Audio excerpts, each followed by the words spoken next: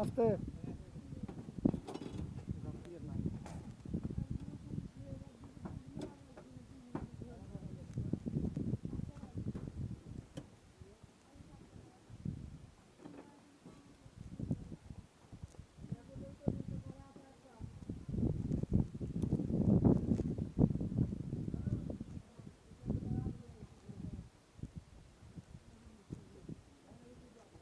এটা হলো মিস্ত্রি, যদি ঢালাই খারাপ হয় আপনারা আমার কমেন্টে করবেন, আরে সায়াদ বাড়ে কাম শিখাই দেবো।